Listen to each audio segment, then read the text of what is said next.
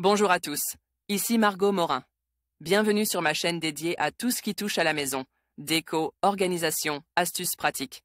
Si vous aimez créer un espace qui vous ressemble et découvrir des conseils pour embellir votre intérieur, n'oubliez pas de vous abonner. Aujourd'hui, on va explorer ensemble un nouveau sujet pour transformer votre chez vous. Prêt?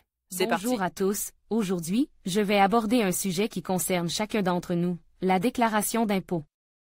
Que faire en cas d'erreur dans votre déclaration? Quelles sont les différences entre fraude et évasion fiscale? Et surtout, quels risques encourt-on si l'on se retrouve dans l'une de ces situations? Dans cette vidéo, je vais vous expliquer tout cela de manière claire et concise, afin que vous puissiez mieux comprendre vos droits et obligations en matière fiscale. Restez avec moi pour en savoir plus. Le fisc appréhendait de manière diverse mais certaines les mauvaises déclarations de revenus. Tout va dépendre du comportement du contribuable relativement à la déclaration erronée de revenus qu'il va produire. Déclaration d'impôt, le droit à l'erreur. Le contribuable est présumé innocent.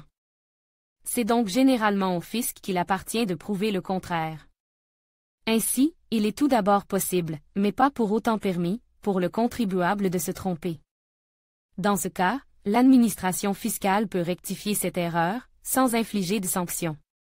Toutefois, le contribuable se verra appliquer des intérêts de retard mensuels pour le crédit force que lui a octroyé le Trésor public. Les sanctions pour fraude.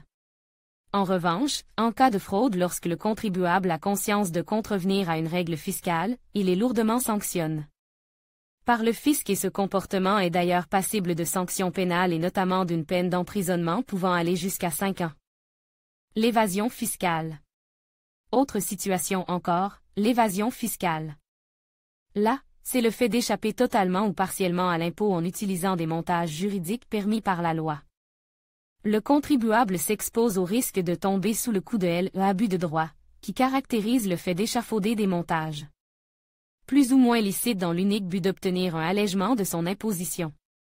Pour éviter la sanction par l'abus de droit, il faut pouvoir prouver que le montage avait certes un but fiscal mais aussi autre chose de légitime.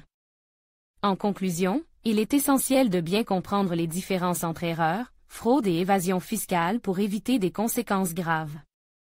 Les erreurs peuvent souvent être corrigées sans pénalité, tandis que la fraude et l'évasion fiscale peuvent entraîner des amendes lourdes, des poursuites judiciaires et même des peines d'emprisonnement. Il est donc crucial de déclarer ses revenus de manière transparente et de se tenir informe des obligations fiscales. En cas de doute, n'hésitez pas à consulter un professionnel pour vous accompagner dans vos démarches. La transparence et l'honnêteté sont les meilleures garanties pour éviter des complications futures.